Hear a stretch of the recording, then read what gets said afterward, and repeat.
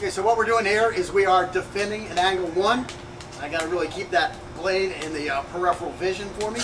And so now you have to be careful. I mean, you can't just slide across this thing like this and catch that knife. I mean, what if that blade is sharpened on both sides? So I got to be careful where my hand is here, and I got to go here. And now, one thing you start adding in a little bit is, you know how somebody blocks you with that ulnar. Well, what do you do when you get blocked here? You slash across. I mean, you can start bringing those things into the drill if you want to spend a lot of time on these drills. Yeah, feel that. So trying to get one on me. See, that's the problem with a lot of these drills. They look good, and the guy's doing it with a knife because they're working together with each other. But you got to be careful about some of that stuff. So.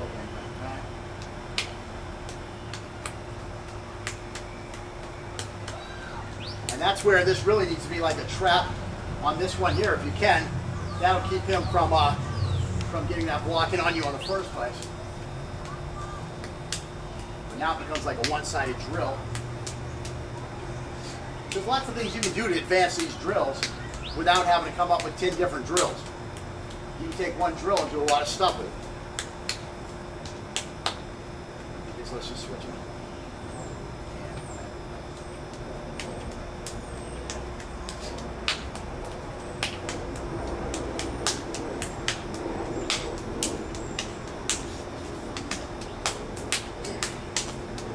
Slash your motherfucking neck! I just slashed your neck!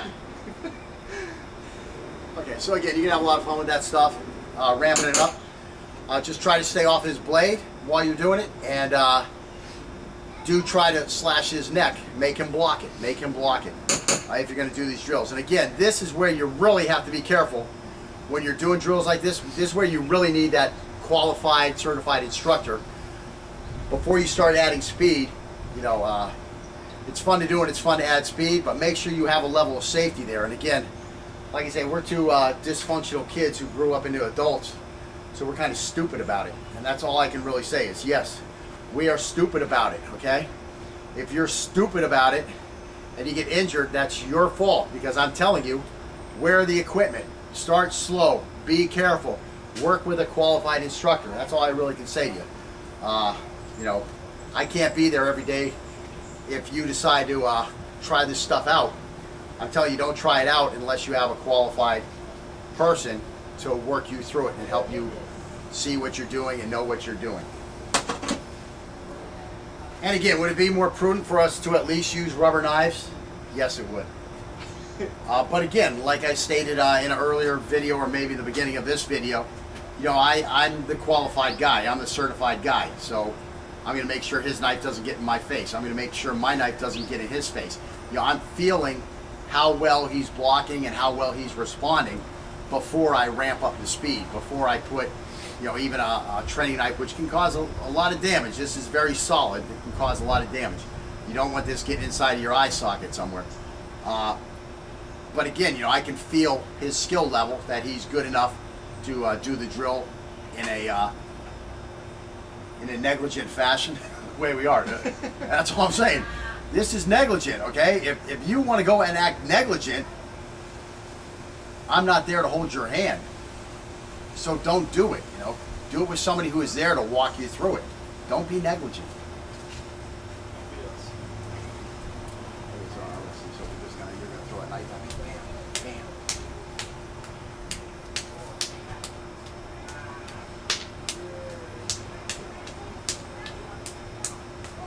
And these are important drills, because what's happening is you're seeing a knife flying at your face, or in my case, you're not seeing a knife fly at your face, and you're forcing yourself to block that knife. And that's critical, because in a real knife fight, guess what? A real knife is going to be coming at your face.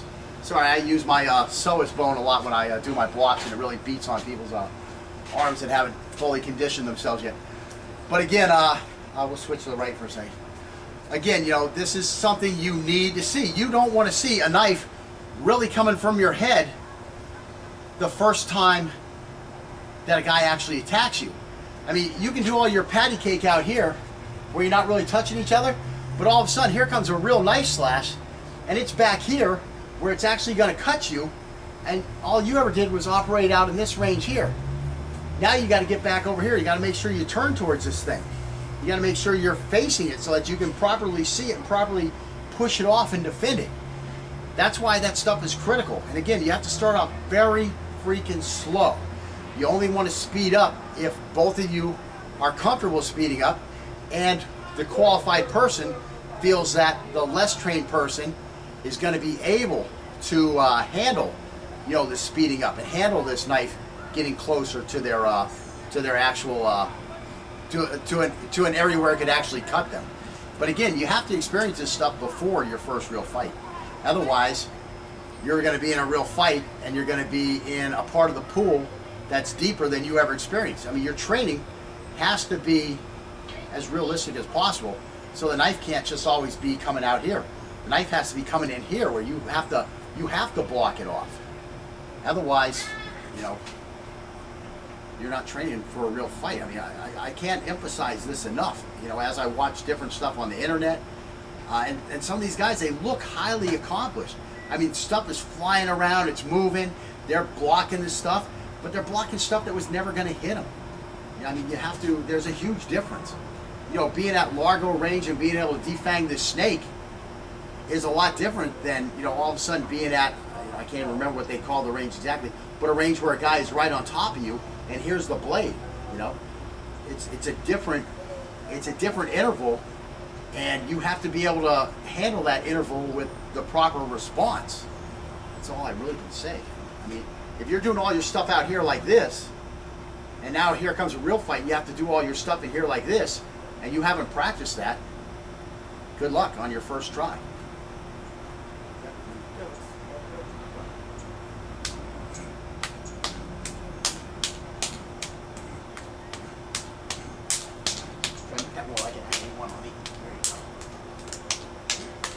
Right by your face, wasn't it? Yep. Jesus Christ. So he's getting a little uncomfortable with my intensity, and I'm kind of feeling like I'm left out in the cold with his intensity, because, I mean, he's bringing the knife where it will cut me, but sometimes I want to feel like I'm really going to be cut. Okay, let's do it again.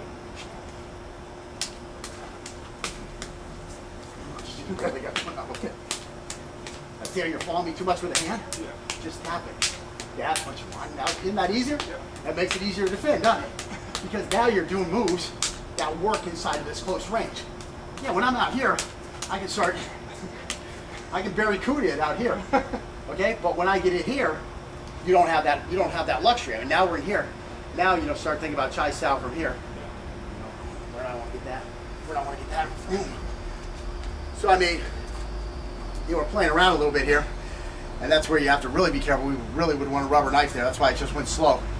But, I mean, there's a huge difference between doing that stuff out here where you're never going to get hit. Now you can start making all those errors, not keeping those elbows in tight. Out here, because all I'm doing, I'm slapping something that ain't going to hit me anyways. I mean, what am I doing here? I like that. What is this? What is this? Now I can take my elbows everywhere because ain't nothing going to get me. But you start bringing this stuff in here, you better tighten the fuck. You better tighten the heck up. Put that knife on my head. I'll redirect it. I know what I'm doing. I know what I'm doing.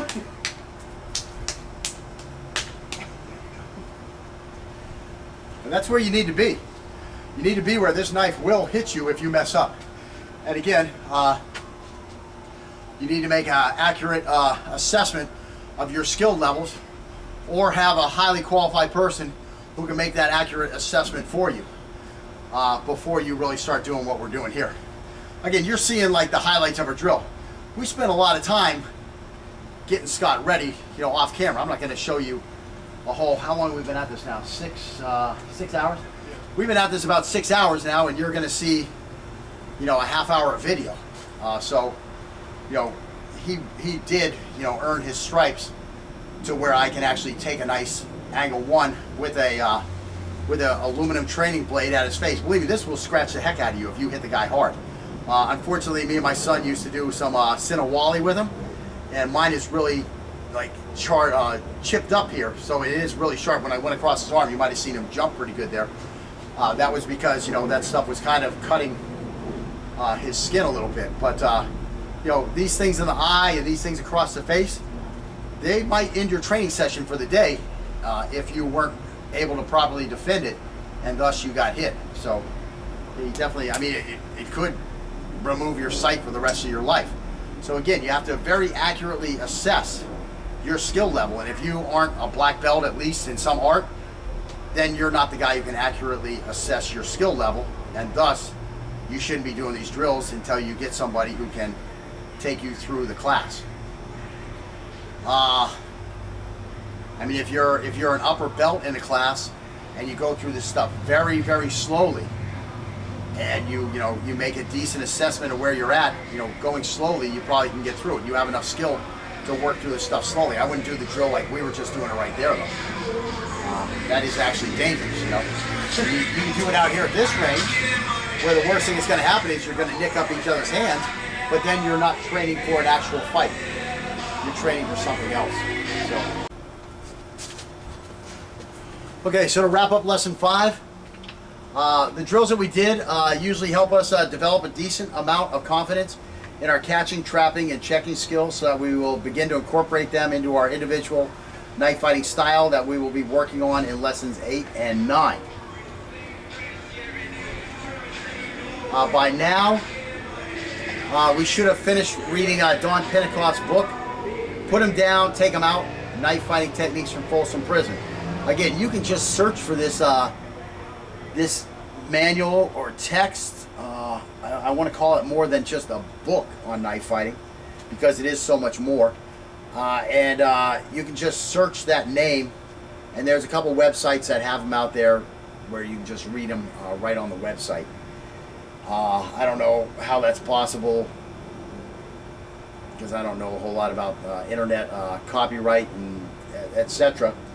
But yeah, you can get this book. There's a lot of books you can't, but this book you can. And I don't know what happened there. If it's just that old that now it's in the public domain, or if Don let it go out to the public domain, or if Don died in a knife fight, God forbid. But it's just out there and nobody seems to have a problem with it. I'm not going to give you the actual website, because I don't know if I'll get in trouble for that on this YouTube stuff, but you can search for it and you can find it. Like you can, go find any movie or video that you want. I used to own the book. I lost a copy of it, and so now I have a, what would you call that? A virtual ebook? Yeah, I have like an ebook of it on my computer. And again, you probably could even download it from that website in some fashion. I don't know how. But at this point, if you're following along, you'll want to make sure that you read this text, so that you'll have a clear understanding of what we're getting ready to get into, because we're going to leave my course and we're going to follow Don's course for a little bit now. And again, the simplicity and brutality of the knife attack that he teaches, and again, it's a knife attack. It's not a knife defense. It is an attack against an unarmed person. However, due to the fact that it is so, I want to say instinctual, that's not the exact word, but due to the fact that it's like almost so instinctual, his technique, it's very easy to learn. And it's what many people use when they knife fight and they haven't even learned a system. Like I was saying earlier, I get the trolls that comment on some of my stuff, and every now and then what I'll do is and again, that video that I have, what a real knife attack looks like, that's Don Pentecost. That's his system right there. That's his attack. Get the hand up in the face and start just wailing away with that knife, as many stabs as you can, to the side of this guy and towards the back, where he's going to have less of a chance to defend him. And again, if you can hook his leg up and do that, that's great too. You're just trying to poke as many holes in this guy as you can in a short amount of time. And when people are enraged and they have a knife and they don't know how to fight with that knife, they're not going to be coming with angle 1s and 2s and then following up with a stab to the 5. No, they're either going to hold that knife like this in the ice pick fashion and come stabbing you like this, or they're going to hold it in that hammer fashion and they're going to come stabbing at you like this. Those are really the two choices when you're enraged and you don't know how to knife fight. That's why so many systems do train this X block against this guy And that's why so many systems do train this downward X block, where you catch the knife when it's coming up at you. I mean, there is some practicality to those two defenses. The problem is when the guy attacking you actually has a little experience with a knife and he doesn't attack you with one of those two techniques, you're going to be in a shitload of trouble. And the big problem is that when the guy comes with one of these two attacks and a raged attack, well, you're going to go to your natural defensive capabilities, and so it's just going to be instinct against instinct in that fight. The guy has the advantage with a knife, but other than that, it's a pretty even fight. Once you add skills to the equation, now the one guy has a much better degree of ability to overwhelm the other guy. So now a guy has a little bit of knife fighting skill and he comes at you. Well, you need at least a little bit of knife fighting skill to counter him, and still he's got the blade and you don't. So I mean, you need even more skill than this guy really to be able to cope with him, because of the advantage of that blade. So again, Don Pentecost's attack, it's brutally direct and it's brutally simple. And again, it's very similar to what an untrained person would just do instinctually, except for what he does is he refines it so that it becomes a little more, it has a greater capability to cause more damage. Because again, you have become a skilled fighter. Again, it's based on, very instinctual type stuff. So we need to learn that technique, because that is how you're likely to be attacked. The problem with these defenses, where the guys go like this and this, yes, it's very likely a guy may enraged and instinctually come and attack you in this ice pick fashion. The problem is with those techniques, they go like this, they always make the catch. They get the block and trap, they get the catch, and then they do what they're supposed to do. The problem is, that's all nice if the guy goes like this one time. But that's probably not what he's going to be doing. He's going to be going like this, and whenever he sees your arm come up, he's going to try to take it to a different direction, and it's going to be very hard to perform that perfect technique without the guy following the script for you. Same thing when a guy comes like this. I mean, he sees your hands like this, maybe then he just starts slashing at the hands. But he's not going to come one time and just stand there while you now trap him with your X block and perform your technique. I mean, it could happen where he comes in just and overcommits and you time it just right and you grab him. But the fact of the matter is, he's going to be coming like this. He's going to be changing that angle. He's going to be hitting hard into you. Your X block might get knocked up into your face.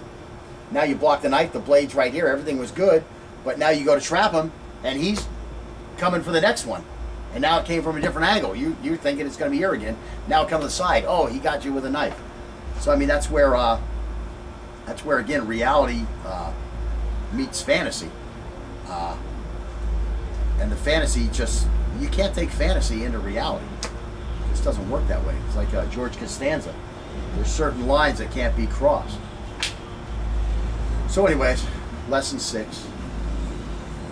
Don Pentecost. Make sure you read it before you check out the next vid. Good luck.